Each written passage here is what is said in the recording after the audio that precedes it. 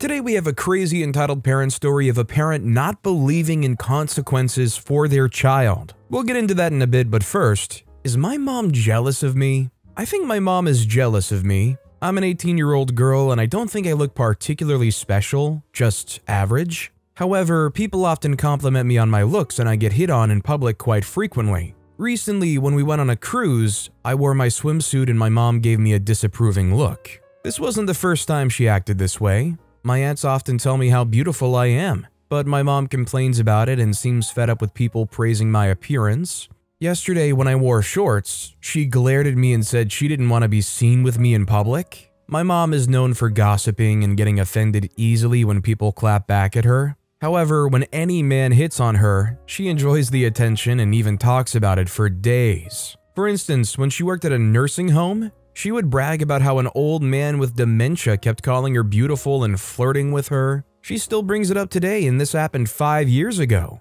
My mom is also quick to call other women ugly too. I would say that there's nothing wrong if she enjoys the attention, but definitely she has no right to be jealous of other people, and especially their own kid because they're wearing shorts. It quickly goes from her enjoying the attention to a much bigger legitimate problem beyond that. Also, hi, I'm Steven, and if you guys can't get enough of hearing about these entitled parents, why not hit those like and subscribe buttons down below? Our next story is the entitled mom at the pool. I was at the pool with my two friends, my community pool. While me and my friends were splashing and shooting at each other, some 4-year-old baby started using my stuff in the pool, and we told the lifeguards to not let her take our stuff. Then I went and took my stuff from the 4-year-old. Her entitled mother gave me a death stare but didn't say anything. About 5 to 10 minutes later, my friend and I all hear, "She's only 4, guys, let her play with it." We all turn around and see she's using someone else's floating tube, and the other kids are telling the 4-year-old to not use their stuff. The entitled mom says, "Let her use it." Then there's silence for a second, and then everyone just goes back to normal. Honestly, I love the way they dealt with her. She just thrashed around like a kid and everybody looked at them, realized I'm not babysitting today, and then just turned right back around and kept going back to whatever they were doing. Just don't even entertain her. This next story is entitled Mom Demands Discount on Expensive Betta Fish for Her Special Needs Kid. It was just another typical day at PetSmart where I, an unsuspecting employee, was about to encounter an entitled mother and her special needs kid who would turn my day upside down. The day started like any other, with customers browsing the pet aisles and I was busy attending to the fish tanks. That's when entitled mother and entitled kid entered the store with a conspicuous air of entitlement surrounding them. The entitled kid seemed around 10 years old, demanding his mom's attention. As the entitled kid spotted the beautiful, vibrant betta fish, he immediately began pestering his mom to get one. Now, I knew bettas required proper care in a suitable environment, and I couldn't help but worry that this kid had no idea how to care for a delicate fish like a betta. Eager to make a sale, entitled mother turned to me, flashing a fake smile and said, "My son really wants one of these fancy fish. Can we get it at a discounted price? After all, he has special needs." I politely explained that all our pets, including betta fish, were priced reasonably for their care requirements. We couldn't offer discounts based on personal circumstances. I also stressed the importance of providing a suitable tank and proper care for the betta. Unsurprisingly, entitled mother wasn't pleased with my response. She grew increasingly irate, insisting that her child deserved a discount due to his special needs. I remained firm, tried to open a betta fish container without any regard for the fish's safety. I rushed to intervene, gently guiding entitled kid away from the tanks and emphasizing the importance of being careful around the pets. The situation escalated further as entitled mother demanded to speak with my manager, convinced that her entitled persistence would get her a discounted betta fish.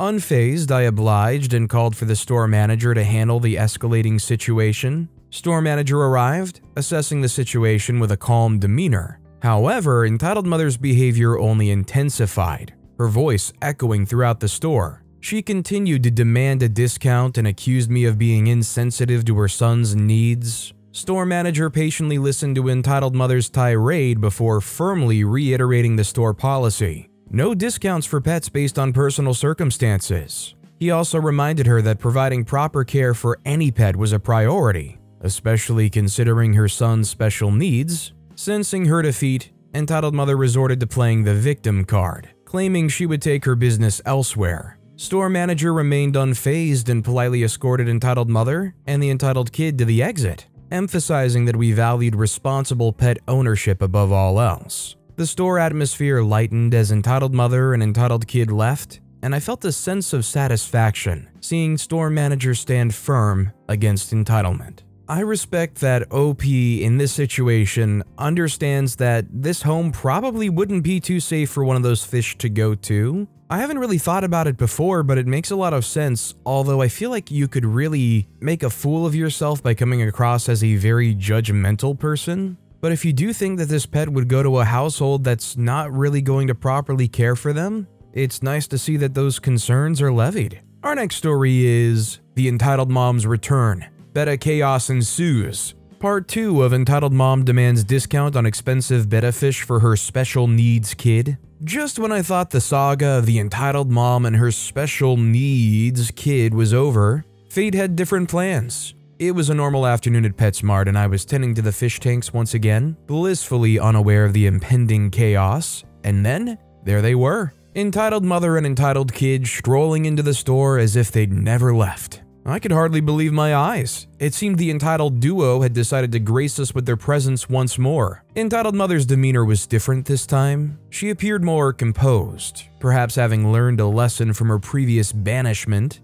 Entitled kid, however, was as rambunctious as ever, his enthusiasm unchecked by past events. The pair made their way to the betta fish section, and I couldn't shake the feeling of impending doom. My fears were realized when entitled kid, in his reckless excitement, knocked over one of the betta fish containers, spilling water and fish onto the store floor. I rushed over to assess the situation, a mixture of concern for the fish and frustration at the deja vu. The store manager was promptly alerted, and as he arrived on the scene, entitled mother's entitled facade cracked, revealing a hint of embarrassment. Store manager, who had dealt with them before, managed to keep his composure. He scolded entitled kid for his actions and addressed entitled mother with a stern reminder of their previous banishment and the importance of responsible behavior in the store. As the store manager and I worked to clean up the mess and rescue the displaced betta fish, entitled mother began pleading for a second chance, insisting that her son had learned his lesson and promising to be more careful in the future.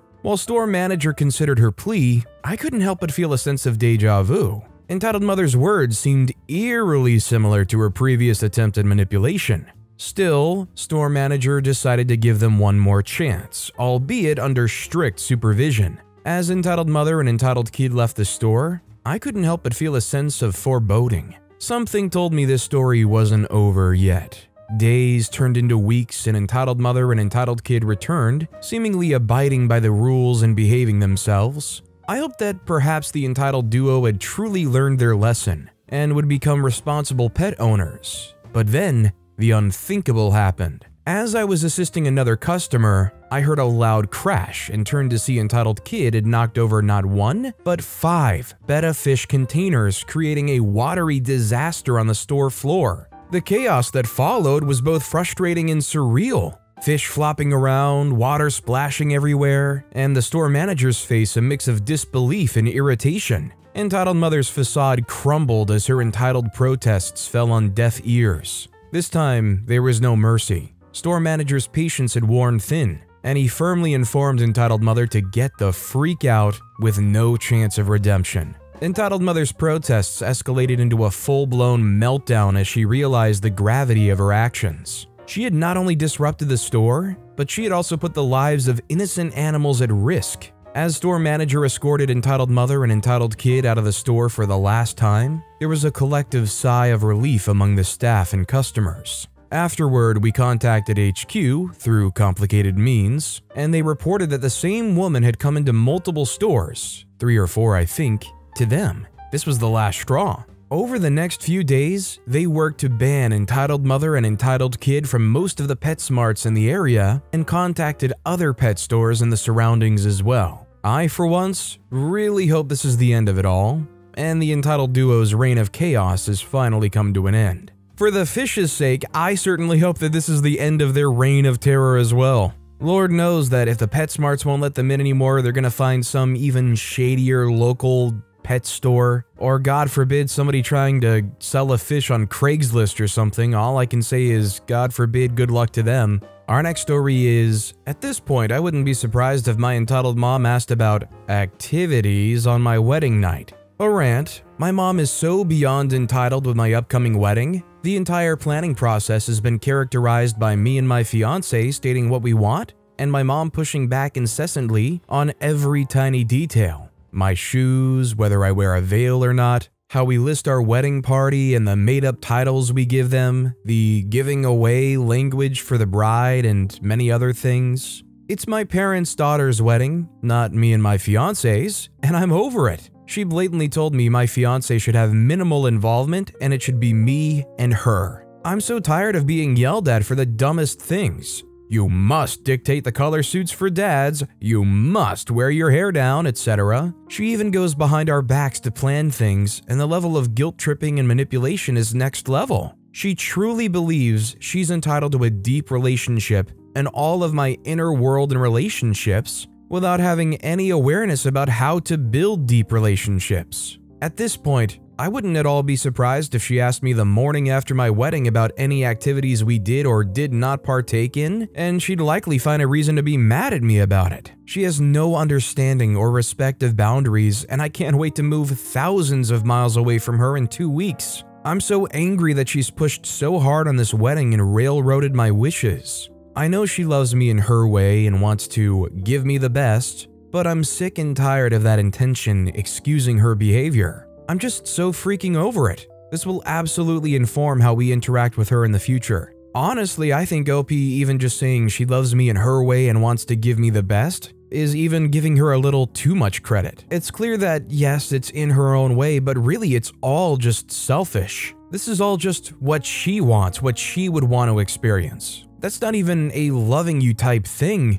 That's just her forcing it to be her vision and not considering anything else. I mean, if you can say it's a loving thing to be loving enough to give you what only her preferred experience is, then I suppose. Our next story is cult-like family attempts to control my career. Over the past year, I've been teaching myself web development with a final goal of becoming a freelancer. I have a definitive concrete plan to follow that is based on factual evidence and am confident that things can work out for me. My family know little to nothing about how the tech field works besides what I tell them, but for some odd reason, my career plans and goals are never enough for them. They always try to push different or better options that would make me completely miserable. I've told my family flat out to just let me make my choices several times over, yet they still hound my career choices as if I don't know any better. Especially since my cousin recently got into a cybersecurity internship, my family's been pushing me to do the same as him.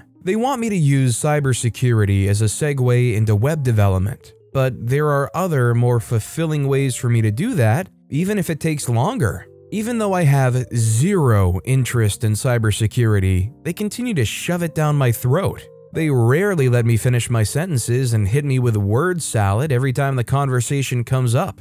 Honestly, freak these people and everything they stand for. What frustrates me the most about this is clearly coming from a bunch of people who have no greater knowledge of the field. They have one minor success story and all of a sudden everything has to funnel through that same route. Do these people just have no creativity in their minds? They can't understand that you can take multiple routes to get to one place? And if somebody wants to take a longer but even more scenic route, that's their right. Not everybody wants to drive on the road that just drops off a cliff at the very end and at the bottom is the final place. Our next story is, my stepmom pooped her bed and now demands my mattress. Background info, my stepmom and dad share a pull-out sofa, which is a build out of 2 mattresses which can be removed for cleaning purposes. I too sleep on a foldable couch, but it doesn't have a mattress and I'm quite uncomfortable, so I bought one from my money and put it on top of it. On to the story, my stepmother had salmonella after she ate some not fully cooked chicken she prepared for herself, got drunk and had violent explosive diarrhea on her mattress while sleeping. She and my dad didn't manage to clean it themselves, so they had a cleaning company come and removed it for a deep cleaning. This would take up to 3 weeks due to high demand at the time, so she demanded I give her my mattress, even though there would be a compact, foldable one in the basement, which I told her, but she just told me that she gets back pain from it since it's really thin. I told her that there would be no way in heck that I'd sleep on the pure wooden bars of my 25-plus-year-old couch, and also I paid for the mattress with my own money. We've got a strict rule that states that whatever you buy with your money does not have to be shared and is fully yours, which I also told her. She just yelled at me that I should be happy that they took me in after my mother kicked me out back in September 2022 and gave up the small bedroom which I now live in, and again, demanded the mattress. I told her again that there's a foldable mattress in the basement and an air mattress should be in the walk-in closet which she could take. She's currently on the balcony smoking. Any advice? Am I in the wrong? OP is definitely not in the wrong here. They did nothing wrong. They didn't undercook chicken. They didn't poo in the bed. And yeah, if you paid for it, it's yours. She can't just steal your mattress. This next story is, so apparently elders don't apologize. So basically she had called me a tramp during one of our arguments a week ago. So I kept giving her the cold shoulder. She, being her narcissist self, pretended as if nothing had happened. Today I told her while smiling that she's got to apologize for what she had called me, and she was like, "Have some manners, elders don't apologize." I said they sure do, and she was like, "It's what those Christians and non-Muslims do." Bruh, I guess I'm gonna go back to ignoring her. Some might say that it's petty, but personally I love the idea of holding out for an actual apology from a narcissist. It may never come, but at some point if they care enough, they might be able to swallow their pride just enough to actually apologize. It would be a very rich and rewarding experience to get that apology out of them, not gonna lie. This next story is, mother gives me silent treatment after taking care of her 5-year-old son for a week straight with no pay. My mom, 48-year-old female, and I, 18-year-old female, have been splitting the responsibilities of caring for my half-brother, 5-year-old male, for about 2 years now. 2 years ago, his father and my now ex-stepdad cheated on my mom and ran off with his new partner, leaving my mom very depressed and overwhelmed, as she didn't expect to be raising a child alone again, as she did with me, at her age. This is not the first time my mom has been through a toxic relationship, but I could tell that this one really took a toll on her. Prior to my stepdad leaving, my mom would lash out at me for little things, becoming extremely passive-aggressive, and seemed to only find comfort in sleeping in the guest room with the blinds closed for most of the day. It didn't help that through this time I was also struggling with my mental health, as she's an African immigrant and doesn't believe in depression and anxiety. Despite her calling me emotionally abusive, narcissistic, and an overall ungrateful daughter, I still tried my best to ease her burdens by taking my brother to school and picking him up every day. This all while maintaining my grades, multiple leadership positions in various school clubs, and a job. When she's sleeping or working, I always make sure my brother is fed and showered and teach him little things like how to put on his shirt and pants the right way. This past week, my mom took a trip to Mexico to celebrate my cousin's graduation. Due to the ongoing custody battle over my brother, we could not renew his passport, so he couldn't go, meaning someone had to watch him. Naturally, with no complaints, I was happy to babysit my brother and watch the house until she returned. While she was gone, she wanted me to run some back-to-school errands for my brother. So I bought school supplies and school uniforms and even attended my brother's open house as a guardian and filled out all the important paperwork and documents needed for him to go to school this year. My mom came back home and was grateful at first, but this past Saturday, something changed. On Saturday, my mom discovered my brother had a marble stuck in his nose and wanted me to help. The situation was very stressful, as you can imagine the toddler's screams and my mom trying to calm him down. Once I located the object, I was afraid that trying to remove it ourselves would result in the marble going further up his nose and causing more damage than needed.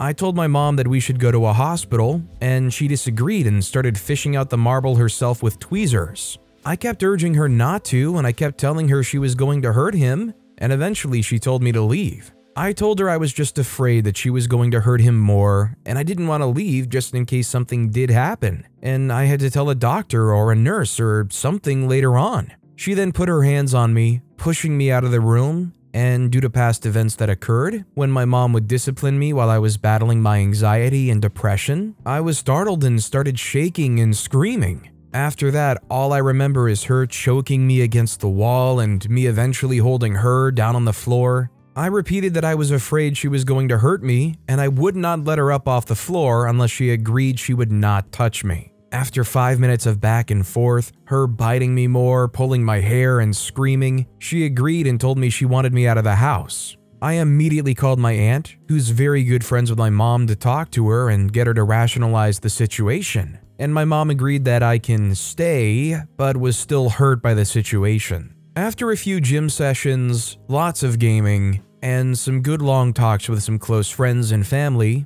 I'm okay now. Obviously still hurt by the situation, but I'm okay. My mom, however, has again adopted this notion that I'm an ungrateful child that doesn't listen and is selfish, despite the week of single momming and the years of joint parenting I've done in place of my brother's father. She now chooses to ignore me and avoid me at all costs. This is double stressful because I'm going to college in less than 2 weeks and I need at least 2 cars to carry all my stuff. I need help organizing everything, and most of all, she promised to pay my tuition. This is not the first time something like this has happened with my mom, so apologies if I sound apathetic towards the situation or cold. But because this is such a frequent issue, my only coping mechanism is to move on to the next pressing issue and save all the trauma and emotion for when I see a therapist later down the line. Right now, I'm upset at the fact that she's being this childish with no intention to have a conversation, other than me apologizing for not trusting her holy instinct in the moment of a medical emergency.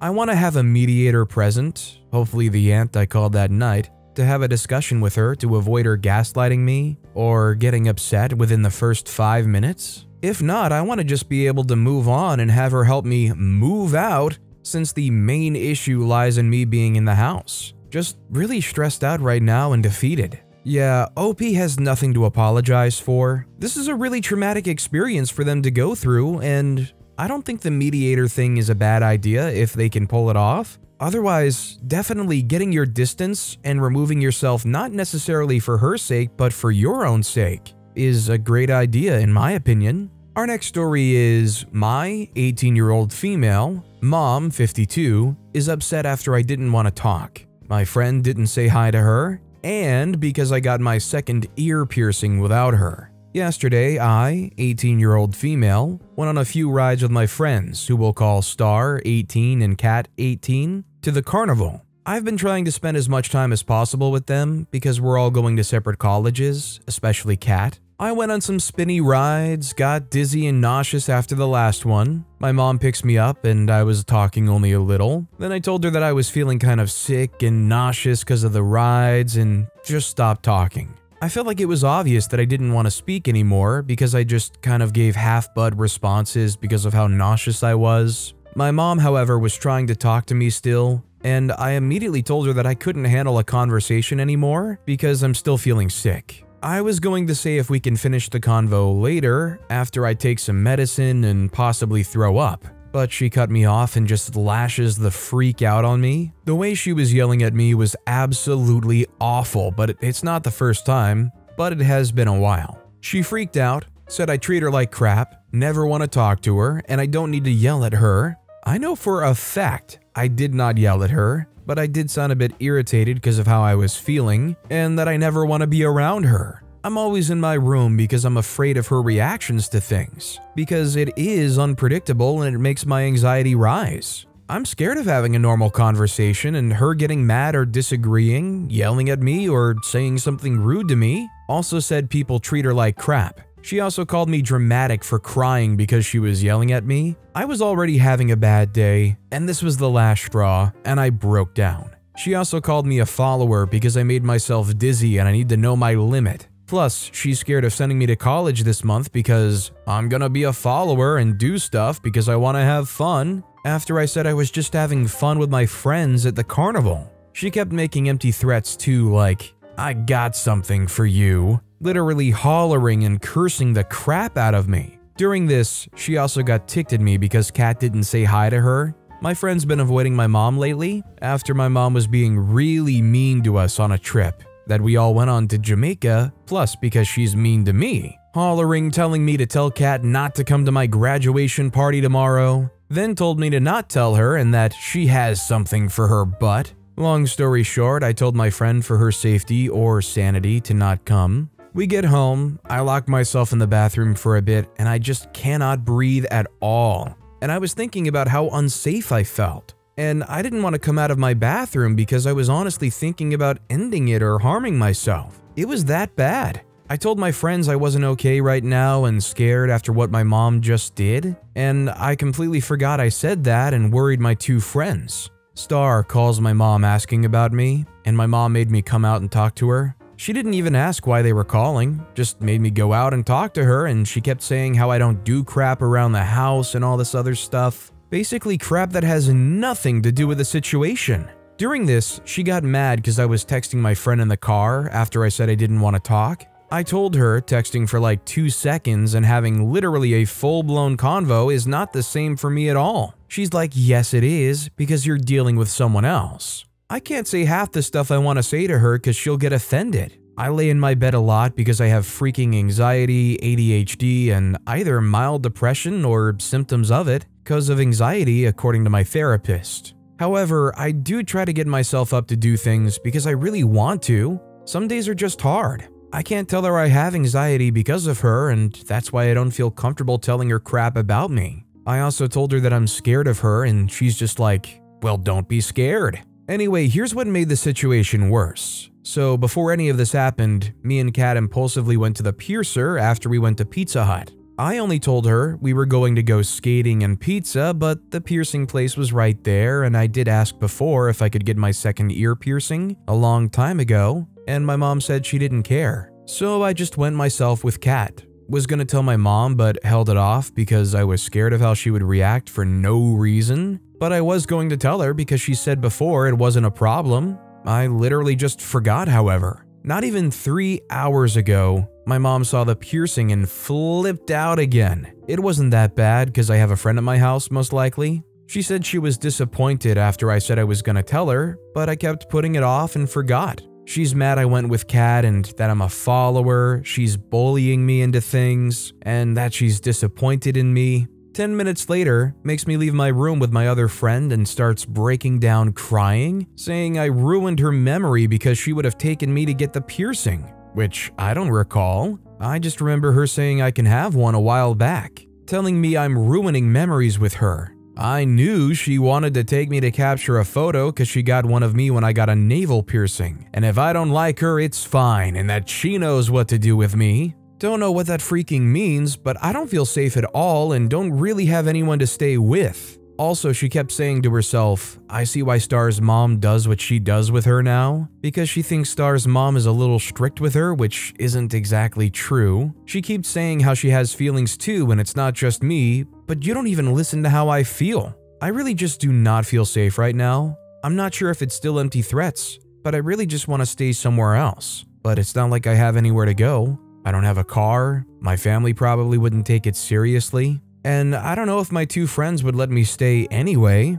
I leave for college around August 24-ish. Considering you leave for college soon, I would just try and say hold off, and I would say even while at college, try not to upset them too much if they're paying for your tuition. Focus on getting through what you need to get through. Get yourself a job, support yourself, and once you're in that situation where you're not reliant on them in any way, that's when you can pull away. Even though it sucks to grin and bear it, I would say make sure you look out for you. This next story is entitled Mom Doesn't Believe in Consequences for Her Child. I work in childcare. There's currently a mom that's one of those. She doesn't have a job but somehow requires multiple 24/7 nannies. Anyway, her son C is 3 and pushes, hits, etc. other children for no reason. He usually goes after the most innocent kids that aren't doing anything and tries to hurt or upset them. Entitled Mom says that she's a gentle parent and does not believe in consequences,